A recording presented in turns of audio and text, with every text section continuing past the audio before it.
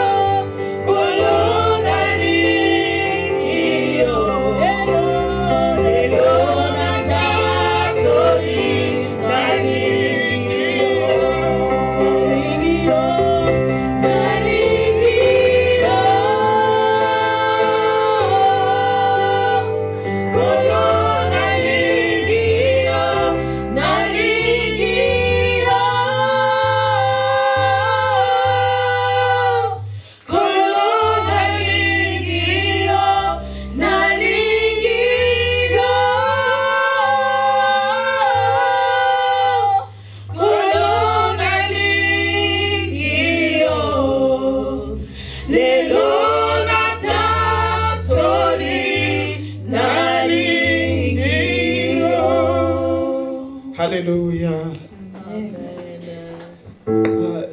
Que Dieu vous bénisse, les chantres.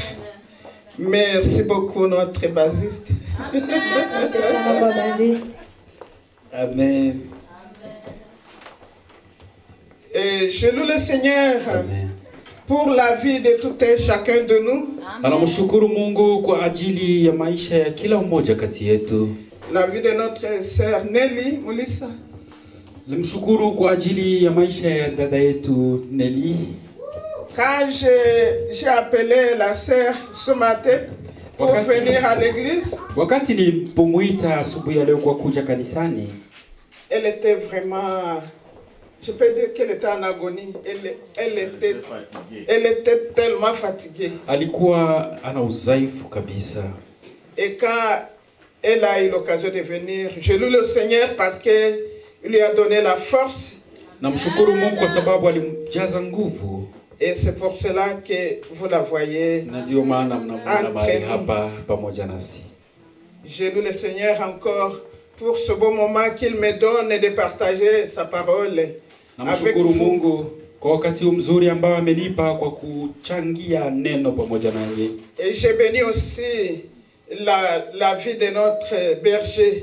Nabariki pia maisha ya mtumishi wetu. Je bénis le Seigneur pour la vie de son serviteur. Namshukuru Mungu kwa ajili ya maisha ya mtumishi wake. Il ne manque pas de nous susciter pour essayer de faire ce que Dieu a mis en nous. Hachoke kutuamsha ili tufanye yale ambayo Mungu ameweka ndani mwetu.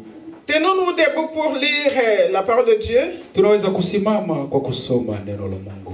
Lisons dans le livre de Luc, le chapitre 18, versets 11 à 13. Tutasoma katika kitabu cha Luka 18, 11 mpaka 13. Je lis dans le nom du Seigneur. Amen. Le pharisien, debout, priait ainsi en lui-même. Oh Dieu, je te rends grâce de ce que je ne suis pas comme le reste des hommes, qui sont ravisseurs, injustes, adultères, ou même comme ce publicain. Je jeûne 2 fois la semaine, je donne la dîme de tous mes revenus. Le publicain se tenait à distance, n'osait même pas lever les yeux au ciel. Mais il se frappait la poitrine en disant, oh Dieu, sois apaisé envers moi qui suis un pécheur. Amen. Amen. Asseyez-vous, s'il vous plaît. Amen, amen. La parole de Dieu que nous venons de lire, Neno la Mungu tunatoka kusoma. c'est une parole qui n'est pas facile. Ni neno ambalo sio nyepesi. Là, on est en train de nous parler des pharisiens. Hapo wanatuongelesha kuhusu Wafarisayo. C'est Jésus lui-même qui est en train de parler de ça. Ni Yesu peke yake ambaye iko naongea kwa ajili ya hayo. Et si nous essayons de méditer sur cette parole, Na tukijaribu kutafakari kwa neno hilo, le pharisien, c'est quelqu'un qui remplissait tous ses devoirs religieux. ni Mfarisayo ni yule ambaye alikuwa anatimiza njia zote za kidini. Il était vraiment discipliné. Alikuwa ana sheria na busara fulani. Alors, à ce moment-ci, il s'est tenu debout. Na hapo akishimama, Il a commencé à se vanter. akaanza kujitapa. Il a commencé à dire, Akaanza akasema, il dit, oh Dieu, akasema, oh Bwana, je te rends grâce. nakushukuru. Je ne suis pas comme le reste des autres hommes. Siko kama hawa watu wengine. Ils sont ravisseurs. Wao ni wanyanyasi. Ils sont injustes. Wao hawana haki. Ils sont adultères. Ni washarati. Je ne suis même pas comme ceux publicains. Siko kama hawa watoza ushuru. C'est pas, je jeûne 2 fois par jour. Nafanya mafungo mara 2 kwa siku. Plutôt je jeûne 2 fois par semaine. Yani nafanya mafungo mara 2 kwa wiki. Et je donne les revenus, je donne la dîme de tous mes revenus. Natoa pia cha 10 ya mali yangu yote.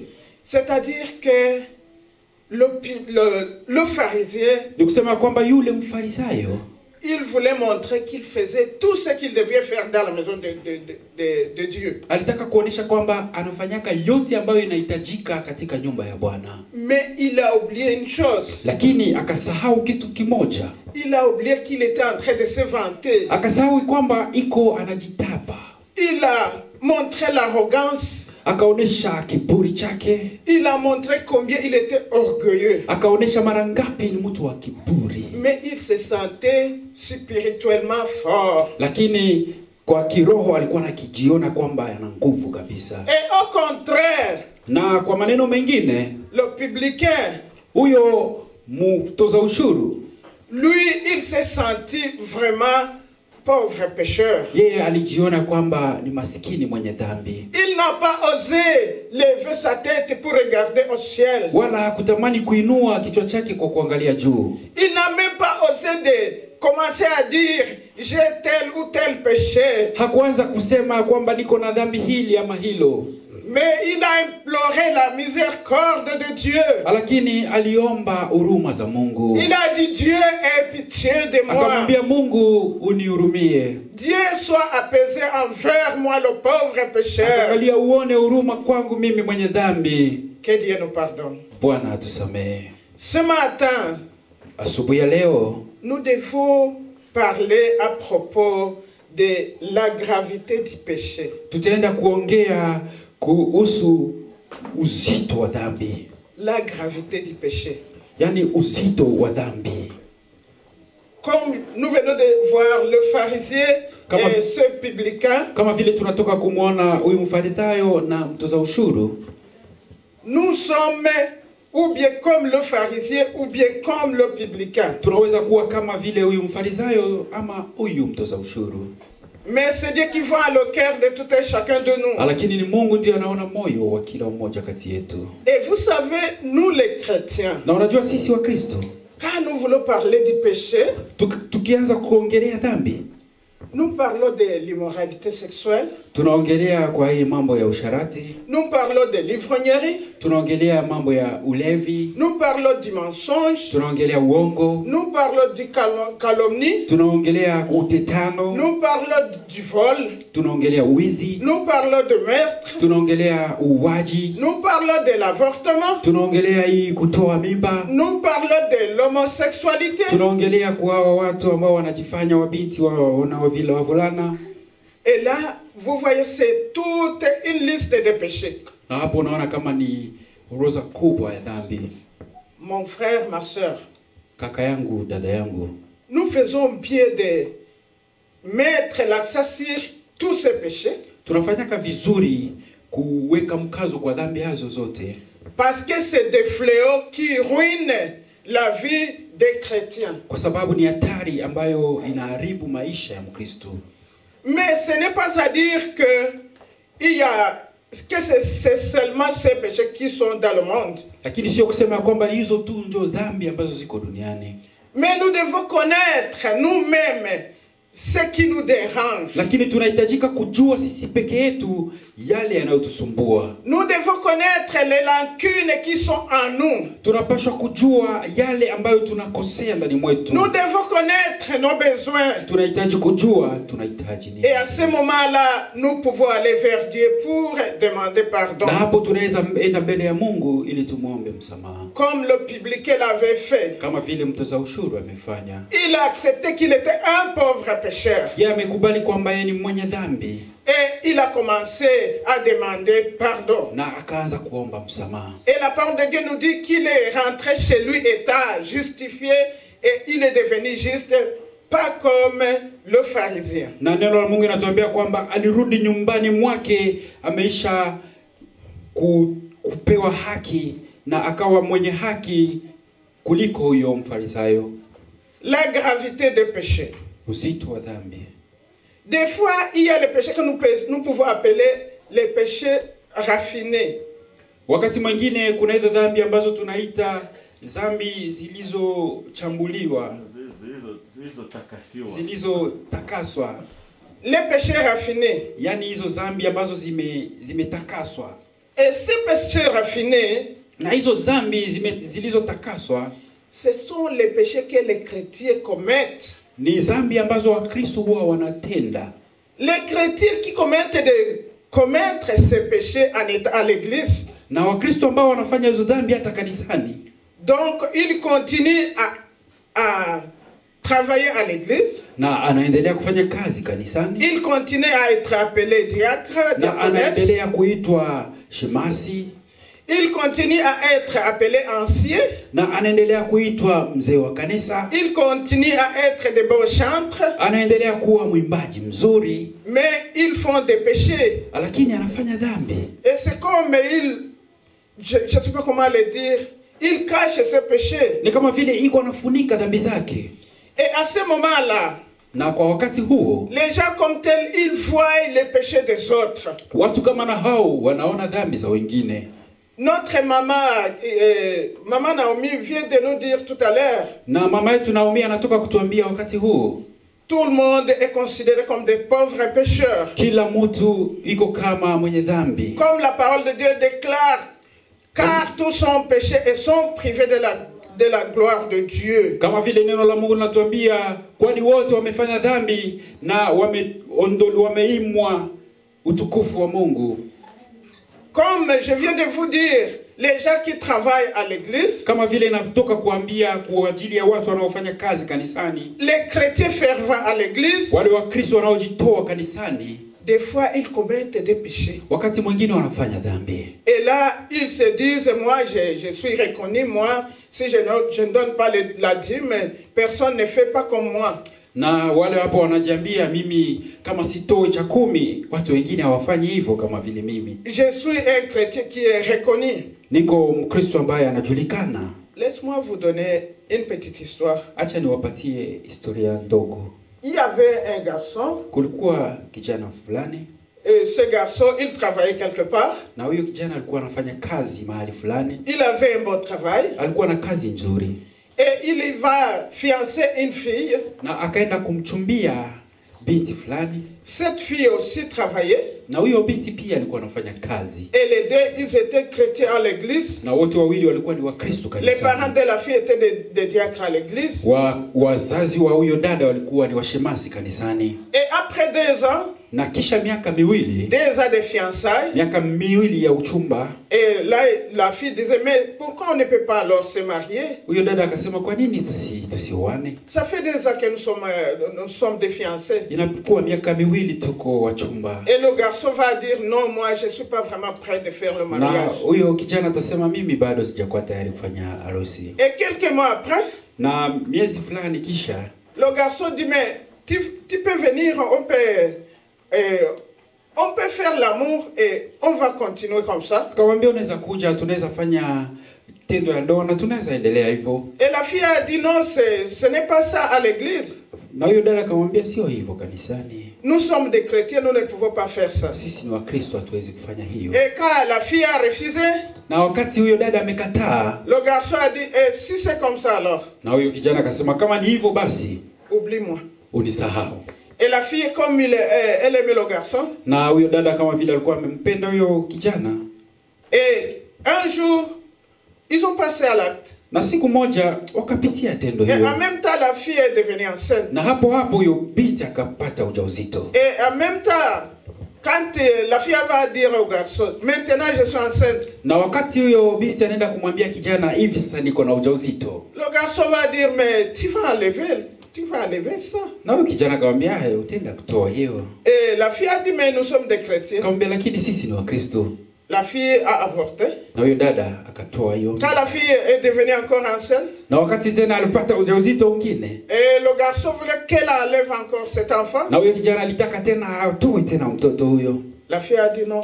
Na dada akasema, hapana, je ne peux pas. Siwezi. Et elle est partie dire au pasteur, na akaenda kumwambia mchungaji, je suis enceinte de mon fiancé. Mimi nina ujauzito wa kijana mchumba wangu. Et le garçon, on l'a appelé à l'église. Na kijana huyo akamwalika kanisani. Quand il est arrivé à l'église, alipofika devant le pasteur, mbele ya mchungaji, il avait une enveloppe bourrée. Alikuwa na bahasha ambayo imekuwa imejaa kabisa. Il a dit, oh mon pasteur. Akamwambia, mchungaji, oh ça fait longtemps. Inakuwa siku nyingi. Et voilà, je te donne quelque chose. Angalia, nakupatia kitu fulani. Oui mon pasteur, tu m'as appelé. Na hapo mchungaji aliniita. Oui mon pasteur, tu m'as appelé. Akasema, ndio mchungaji, uliniita. Et pourquoi tu m'as appelé? Kwa nini umeniita? Et le pasteur a dit, oui, tel était ici, ton fiancé, elle dit qu'elle est enceinte. Akasema, ndio huyu mchumba wako yuko hapa, nasema ni mjamzito. Ah, le garçon dit, moi? Akasema, mimi? Moi? Huyu kijana akasema, mimi? Je ne peux pas faire une chose pareille. Siwezi kufanya tendo kama na hiyo. Elle s'est trompée.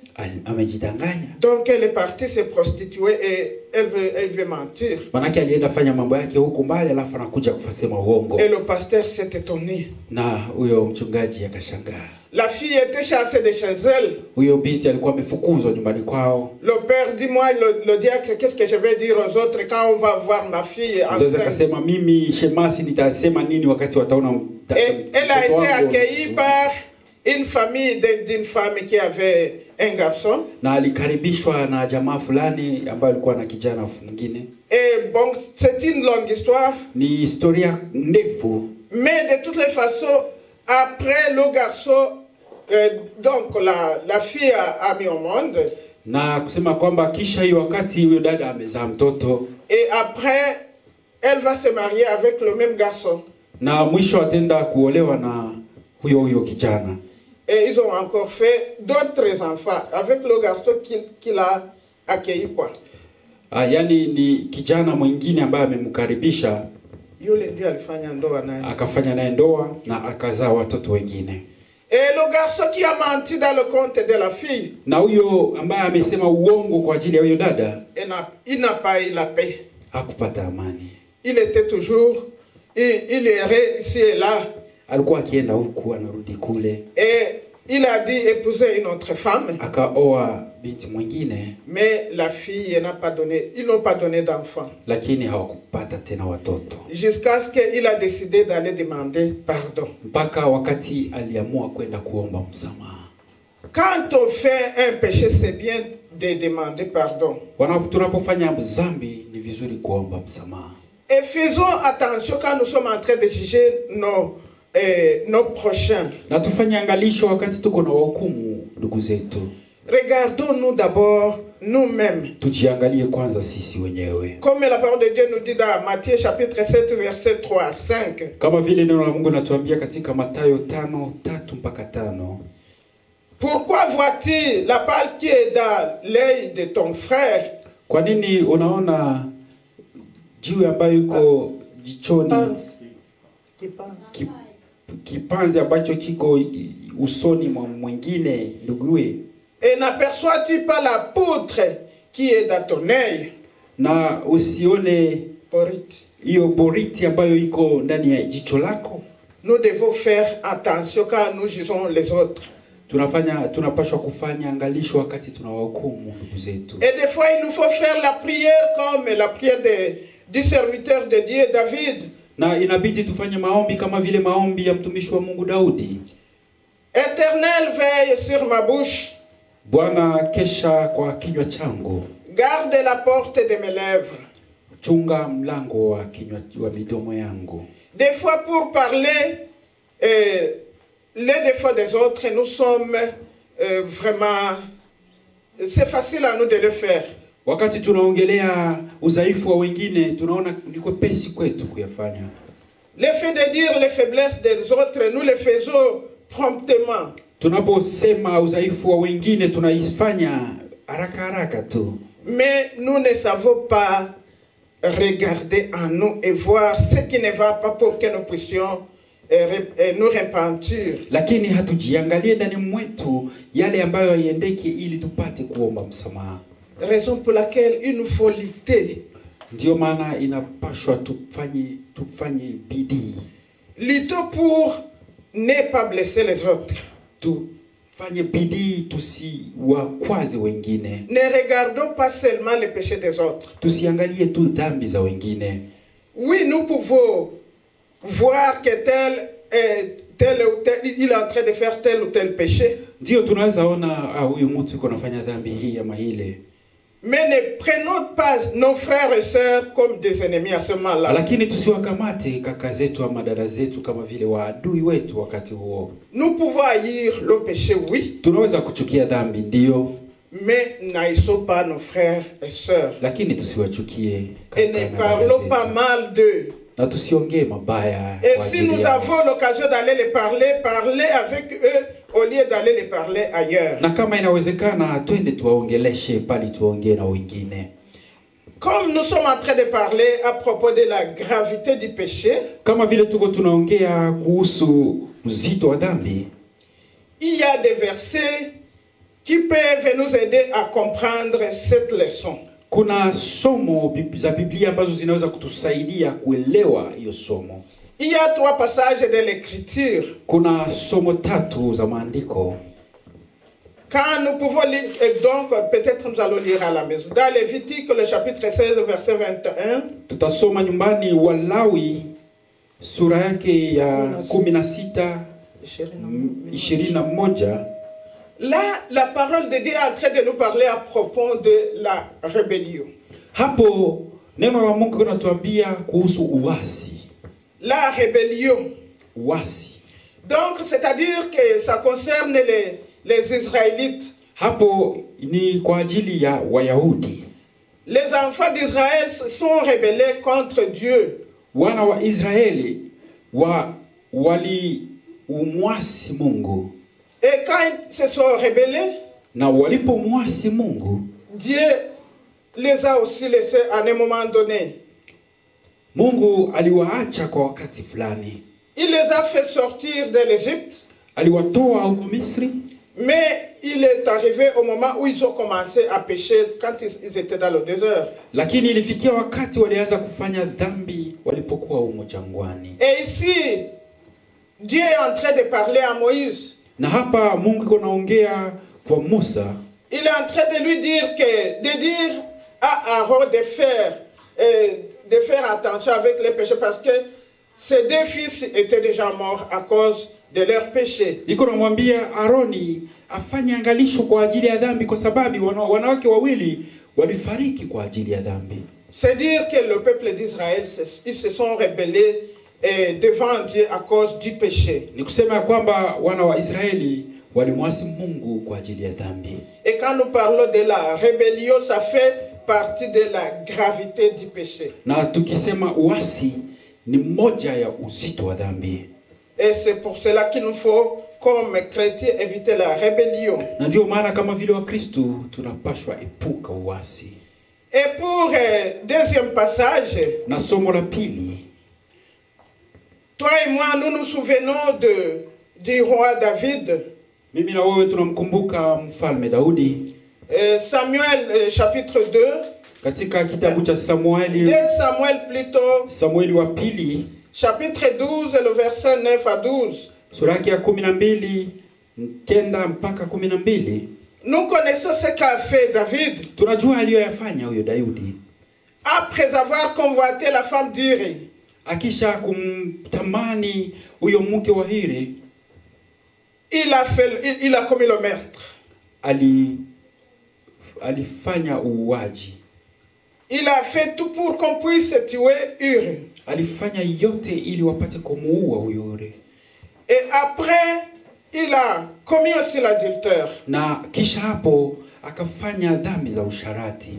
Et là, c'est pour nous dire que cela aussi est considéré parmi les péchés qui sont vraiment graves. Na ni kusema kwamba hiyo pia ni nyingine ya dhambi ambazo ni zito kabisa. Et vous vous souvenez que Nathan est venu pour essayer de dire au roi David la gravité de son péché. Na tunakumbuka kwamba huyo Nathani alitamani kumwambia mfalme Daudi uzito wa dhambi zake. Et quand il a introduit le message, na wakati alianza ujumbe, quand il lui disait que quelqu'un est parti prendre c'était le bouc, c'était la chèvre. La chèvre du pauvre. C'est-à-dire que David, ni kusema kwamba Daudi, on était en train de lui dire que quelqu'un est parti prendre la chèvre de quelqu'un qui était pauvre. Wako wanamwambia kwamba kuna yule ambaye alienda kunyang'anya maskini fulani mbuzi zake. Lui, le riche avait beaucoup de brebis. Huyo mtajiri alikuwa na kondoo nyingi sana.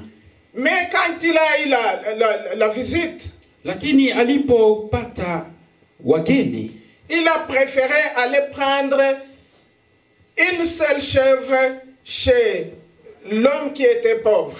Yeye akatamani tu kwenda kumnyang'anya huyo maskini mbuzi yake mmoja ambaye alikuwa nayo, pour qu'il puisse recevoir ses visiteurs. ili apate kuwapokea wageni wake.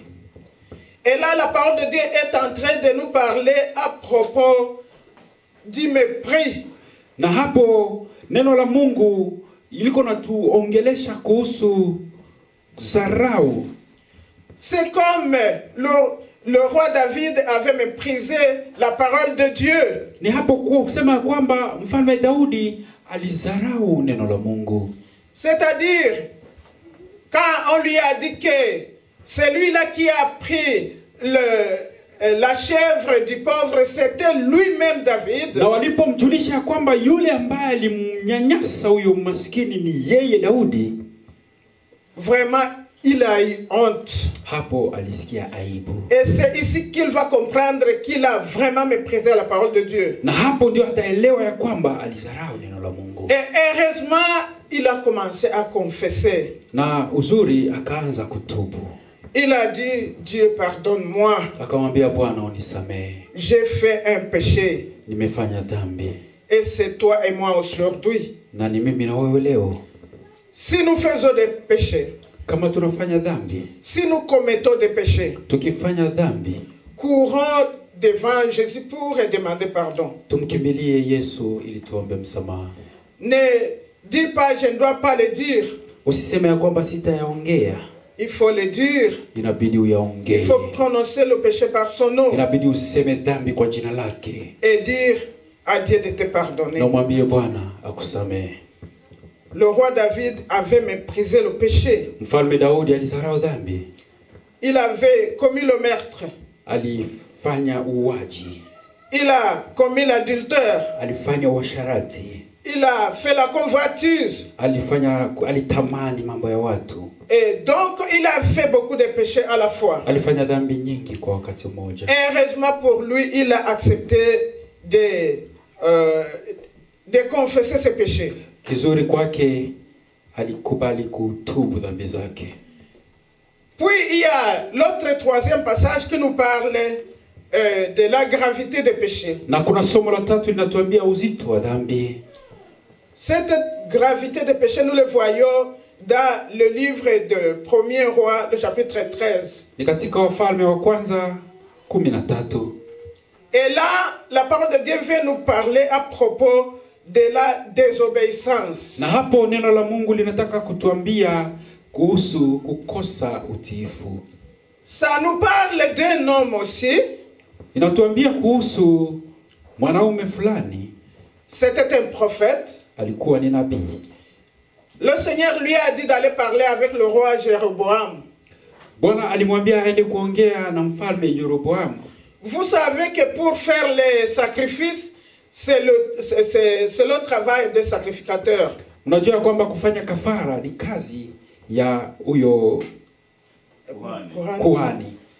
Et le jour là, c'est le roi lui-même qui veut faire, il a commencé, il voulait brûler le parfum pour faire des sacrifices devant Dieu. Na siku ya ile ni huyo mfalme mwenyewe ambaye alitamani kuanza kuchoma malashi ili afanye kafara mbele za Mungu. Et le Seigneur a envoyé cet homme pour aller lui parler. Na Mungu akamtuma huyu mwanaume kwenda kumzungumza. Pour lui dire que ce qu'il est en train de faire, ce n'est pas de la volonté de Dieu. Ili amwambie kwamba haya unayoyafanya sio mapenzi ya Mungu. Et arrivé là, na kufika hapo, quand le prophète a commencé à parler, wakati nabii alianza kuongea, le roi a dit il faut le saisir cet homme-là. Mumshike mtu huyo. Et quand il a levé sa main pour dire il faut le saisir, na wakati alitoa mkono wake ili apate kumshika, la parole de Dieu nous dit que la main du roi est devenue sèche. Na neno la Mungu linatuambia kwamba mkono wa hiyo mfalme ilipita na kauka. Et il a commencé à dire à ses serviteurs de Dieu, na akaanza kumwambia huyo nabii wa Mungu, implore la grâce de Dieu sur moi pour que je puisse guérir. Omba neema za Mungu kwa ajili yangu ili nipone. Et effectivement, il a prié pour lui. Na kweli alimuombea. Et la main est devenue normale. Na huyo mkono wake ikarudi tena. Et c'est pour cela que le roi a commencé à dire à ses serviteurs de Dieu, na hapo ndipo mfalme alianza kumwambia huyo mtumishi wa Mungu, Mais viens alors, entre chez moi. Kuja sasa kwangu. Viens, on va manger, on va boire. Kuja tutakula, tutakunywa. Avant ton départ. Mbele uende. Mais le serviteur de Dieu, lakini mtumishi wa Mungu, il a dit au roi, akamwambia mfalme, Dieu m'a défendu. Mungu amenikataza de ne pas manger et boire la nourriture ici à Bethel. Nisile ama kunywa hapa Beteli. Et c'est pour cela que je ne dois pas entrer dans ta maison. Na ndio maana siwezi nikaingia nyumbani mwako. Et l'homme de Dieu a continué sa route. Na mtumishi wa Mungu akaendelesha safari yake. Mais quand il parlait au roi, lakini alipokuwa akimzungumza mfalme, il y avait des fils d'un autre prophète. Kulikuwa wana wawili wa nabii mwingine. C'était un vieux prophète. Alikuwa ni nabii mzee. Ces deux garçons sont partis parler à son père. Na wale vijana wawili walienda kumuongelesha, walimzungumzia babaye. Tu sais, nous avons vu un homme de Dieu, il est venu, il a fait ceci, il a fait cela. Mnajua tulimuona mtumishi wa Mungu alikuja, alifanya hiki, akafanya hikyo. Et leur père a dit, où est-ce qu'il est passé? On lui a dit, le prophète, de ne pas prêter le même chemin que quand il venait. Na walimwambia huyo mtumishi wa Mungu asichukue njia hiyo hiyo ambayo alichukua alipokuja. Et maintenant, le vieux prophète a dit à ses fils, na huyo baba nabii akaambia wanawake, est-ce que vous pouvez me dire la direction qu'a pris le serviteur de Dieu? Mnaweza kuniambia njia ambayo amepitia huyo mtumishi wa Mungu? Et les enfants ont dit, il est parti comme ça. Na wakasema amepita hivyo. Alors, prépare-moi l'âne. Munitayarishie hiyo ngamia. Et là, je vais le suivre. Mimi nitamfuata. Il est parti. Alienda. Il a trouvé cet homme de Dieu. Il était sous l'arbre en train de se reposer. Alimkutana huyo mtumishi wa Mungu yuko chini ya mti anapumzika. Et il lui a dit, c'est toi le serviteur de Dieu? Akamwambia, ni wewe mtumishi wa Mungu? Il a dit, oui, c'est moi. Akasema, ndiyo, ni mimi. Oh, viens chez moi. Tu vas un peu manger et boire avant de continuer. Akamwambia, rudi nyumbani kwangu, utakula kidogo na kunywa mbele uendelee na safari. Non, le Seigneur m'a dit de ne pas manger, de ne pas boire. Akamwambia, hapana, Bwana aliniambia nisinywe ama nisile hapa Beteli. Il a dit, mais moi aussi je suis prophète. Akamwambia, mimi pia ni nabii. Viens. Kuja. Il a accepté. Akakubali. Il a mangé. Akakula. Il a bu. Na akanywa. Et comme l'avait dit la parole de Dieu, na kama vile neno la Mungu lisema, quand il est arrivé en cours de route, wakati alifika njiani, il a été dévoré par un lion. Akamezwa na simba. Le lion lui a frappé. Hiyo simba ilimpiga. Le cadavre était là. Na maiti ikabaki hapo. Son âne était là. Yani hiyo ngamia yake ikabaki hapo.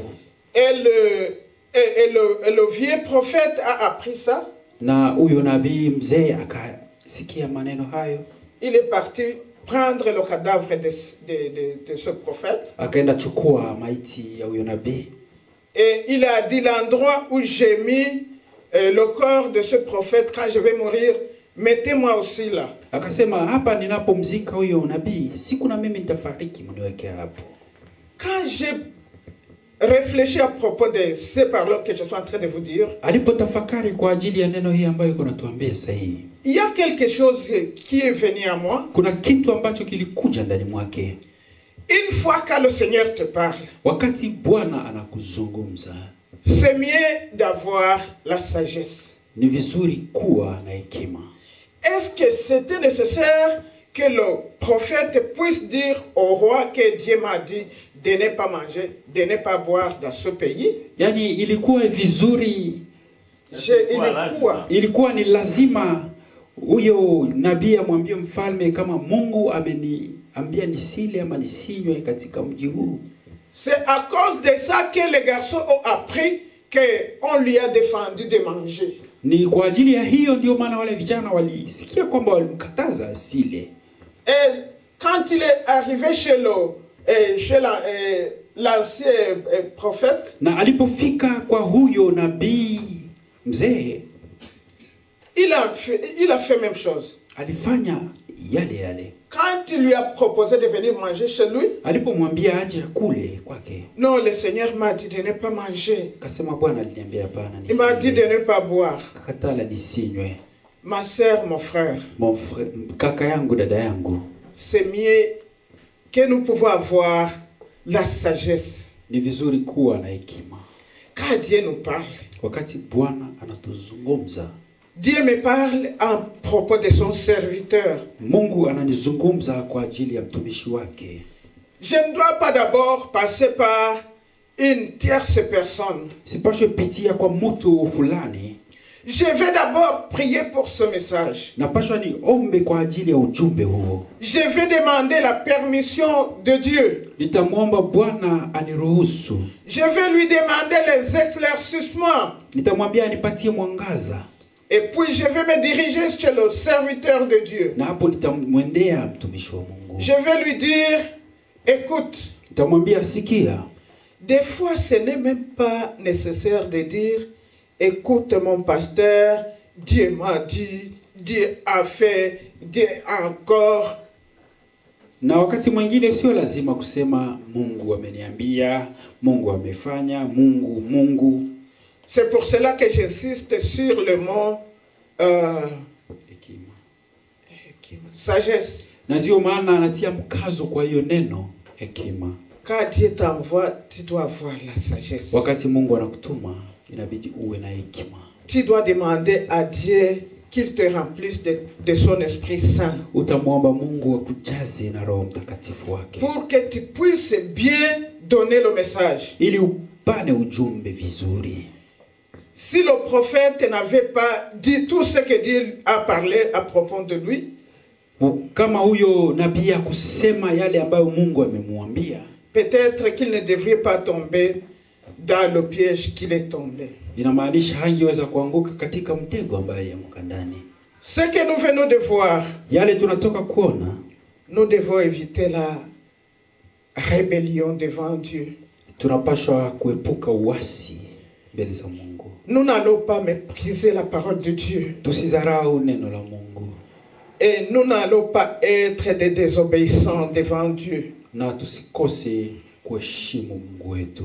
Et si nous avons commis un péché, na kama tumefanya dhambi, demandons pardon à Dieu. Tuombe msamaha kwa Mungu. Et il va nous pardonner. Na atatusamehe. Si nous avons péché contre une sœur ou un frère, kama tumemkosea kaka ama dada, confessons nos péchés entre nous. Tuombe msamaha kati yetu, tuombane msamaha. Et Dieu va nous bénir. Na Mungu atatubariki. Que Dieu vous bénisse. Mungu atubariki. Et j'appelle notre berger. Tunamwalika mchungaji. Et je pense qu'il doit avoir quelque chose à dire. J'aime l'attendre après ma prédication. Alléluia. Nous disons merci à sa servante qui vient de nous enseigner. Tunasema asante kwa mjakazi wa Mungu ambaye anatoka kutupatia neno. Moi j'ai été touché par des phrases ou bien des petites expressions. Mimi nimeguswa na mambo mawili. D'abord disons toi. Nikusema matatu. D'abord avec le texte. Ni kwanza na somo qu'il nous a lu de Luc. Ambayo tumesoma kwa kitabu cha Luka.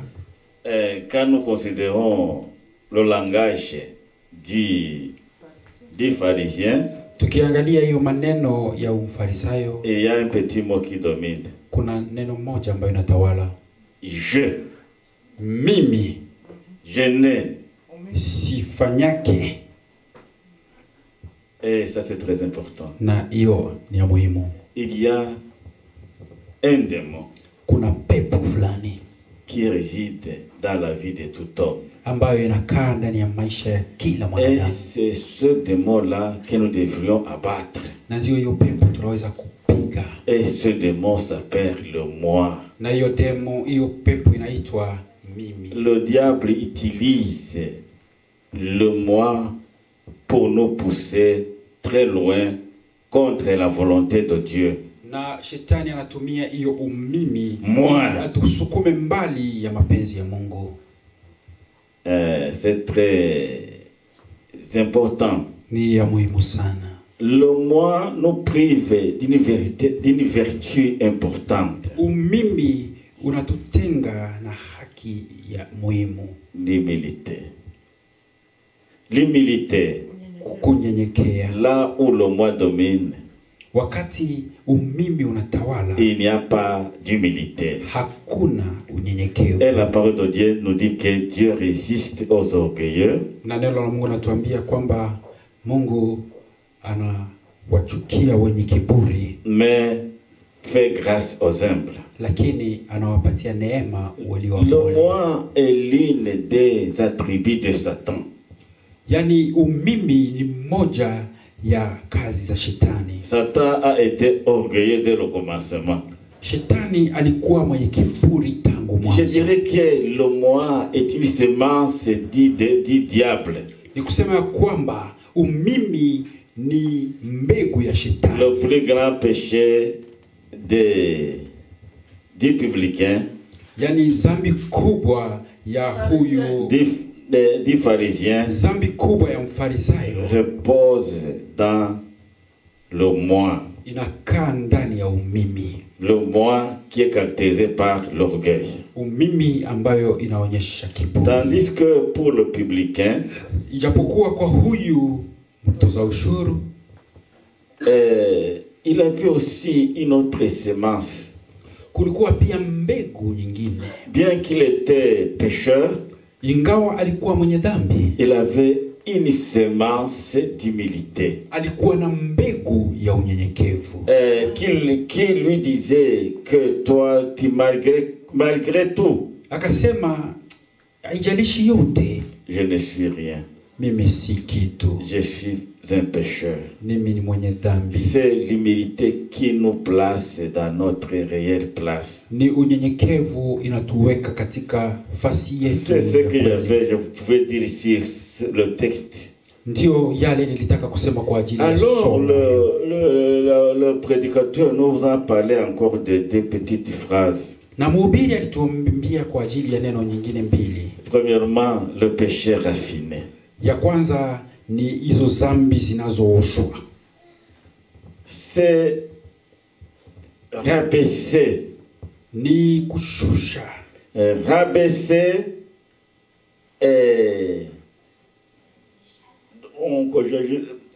un péché raffiné, c'est rabaisser la cruauté du péché.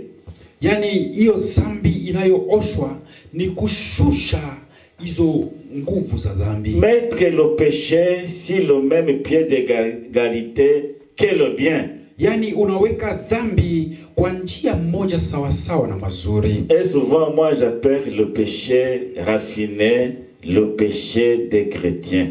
Na wakati mwingine naita hiyo zambi iliyooshwa zambi za Wakristo. Le premier péché des chrétiens, zambi ya kwanza ya Wakristo, c'est la négligence. Ni la négligence. Ni kutokujali. Deuxième péché raffiné pour les chrétiens, na zambi ya pili iliyooshwa kwa Wakristo, c'est la distraction. Ni kukosa, yani ni kuzubaa. Troisième péché des chrétiens, qu'il vous appelle le péché raffiné, na zambi ya tatu ambayo tunaitwa zambi iliyooshwa, c'est le conformisme. Ni kufananisha. Kujifananisha. Bon, combien de péchés de chrétiens? Zambi ngapi ya Wakristo? Il y a d'abord la négligence. Est-ce que négliger c'est un péché? Bien sûr. Bon, deuxième péché des chrétiens, zambi ya pili, la distraction. Parce que quand nous sommes distraits, nous donnons à Satan l'occasion de nous manipuler. Kwa sababu tunapozubaa tunampatia shetani nafasi ya kutuchezea. Troisième péché des chrétiens, zambi ya tatu ya Wakristo, c'est conformer, le conformisme. Niyo kujifananisha. Le conformisme. Kujifananisha. La parole de Dieu dit ne vous conformez pas au siècle présent. Neno la Mungu linatuambia tusifananishwe na karne ya sasa. Mais soyez renouvelés, soyez transformés par le renouvellement de l'intelligence. Lakini tubadilishwe na kuwekwa upya wa. Je ne sais pas si vous me comprenez. Sijui kwamba mnaelewa. Péché raffiné. Zambi zilioshwa. C'est que le prédicateur nous a dit. Yale ambayo mhubiri ametuambia. Les péchés raffinés, ce sont les péchés des chrétiens. Zambi zilioshwa ni zambi za Wakristo. Et ce sont les péchés sanctifiés. Ni zambi takatifu. Normalement, nous, d'autres chrétiens, ne sommes pas intelligents. Wakati mwingine si Wakristo tunakosa akili. Nous voulons sanctifier le péché. Tunaweza takasa zambi. Et nous optons pour une coexistence pacifique avec le péché. Na tunachagua kuishi na zambi. On vit le péché avec le péché comme un ami. Tunaishi na zambi kama vile rafiki yetu. Bon, peut-être je ne sais pas si ma réflexion est vraie. Sijui kwamba na tafakari vizuri. Sanctifier le péché. Kutakasa zambi. Appeler le mal bien. Kuita mabaya kuwa mazuri. Bon, la troisième phrase que le prédicateur nous a dit. Na neno la tatu mhubiri ametuambia. C'est la gravité du péché. Ni uzito wa dhambi.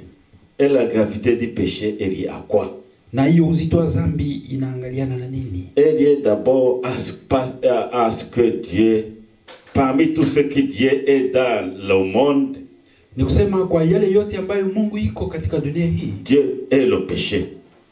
Mungu anachukia. Le fait que Dieu est le péché, na kuona kwamba Mungu anachukia dhambi, souligne sa gravité. Inatia mustari kwa hukumu uzito wake. Et encore ce qui prouve la gravité du péché, na yale yanaonesha uzito wa dhambi, ce sont les conséquences du péché. Ni matokeo ya dhambi. Le salaire du péché, c'est la mort. Mshahara wa dhambi ni mauti. Toute âme qui pêche périra. Kila moyo inayofanya dhambi itaangamizwa. À moins que cette âme-là ne se répande. Lakini hiyo moyo ikitubu, Dieu nous bénisse. Mungu atubariki. Nous disons merci à notre prédicateur. Tunamshukuru mama aliyetupatia neno. Et nous a bien enseigné. Ametufunza vizuri. Vous savez, nous les pasteurs, quand on nous dit d'ajouter quelque chose, on a toujours à ajouter. Unajua sisi watumishi wakituambia tuongeze kitu tunapata tu cha kuongeza. Quoi qu'il en soit, non, c'est le complément, on se complète. Yani tunajiongeza, je crois que nous allons quand même essayer de méditer davantage tutajaribu kutafakari zaidi sur le message d'aujourd'hui. Kuhusu neno la leo. Et ce que je viens de dire aussi va nous permettre na yale natoka kusema itatusaidia d'approfondir davantage. Kuingia tena kwa undani. Que Dieu nous bénisse. Mungu atubariki. Qu'il nous aide. Atusaidie. Amen. Amen. Éternel Dieu Tout-Puissant, nous te disons merci. Tu es le même hier, aujourd'hui, éternellement. Tu nous as encore nourris. Ô Éternel, tu nous as parlé du péché, de la gravité du péché. Oui, le péché est notre ennemi. Le péché est le poison que le diable ne cesse de semer dans nos vies pour nous séparer de ton amour. Le péché est très grave. Le péché nous conduit à la mort. Et pourtant, tu nous as préparé la vie. Oui, nous avons compris. Et chacun s'est classé. Nous te demandons pardon. Nous demandons, Seigneur Jésus, pardon pour ces péchés-là que nous essayons de sanctifier. Les péchés raffinés. Pour tous ces choses-là que nous ne croyons pas que ça fait partie du péché. Comme la négligence. Ô Seigneur, aide-nous à ne pas négligents. Ô Éternel, aide-nous à saisir toutes les occasions possibles, toutes les opportunités que nous donne. Accorde-nous ta grâce, afin que nous puissions vraiment et en profiter et nous consacrer davantage pour l'avancement de ton royaume. Et la distraction. Nous aimons trop la distraction. Accorde-nous ta grâce, afin que nous puissions combattre le beau combat de la foi. Et combattre le beau combat de la foi, c'est aussi combattre pour que les distractions de ce monde ne puissent pas prendre le dessus sur nous. Oui, le beau combat de la foi. Ô Éternel, accorde-nous ta grâce, afin que nous puissions vraiment haïr le péché, parce que le péché nous conduit à la mort. Le salaire du péché, c'est la mort, mais le don de Dieu, c'est la vie éternelle en Jésus-Christ. Ô Éternel, nous te disons merci pour la vie de ta servante. Tu vas continuer à lui accorder ton onction et à lui donner davantage pour que la fois prochaine, elle puisse encore nous bénir. Au nom de Jésus. Amen. Amen.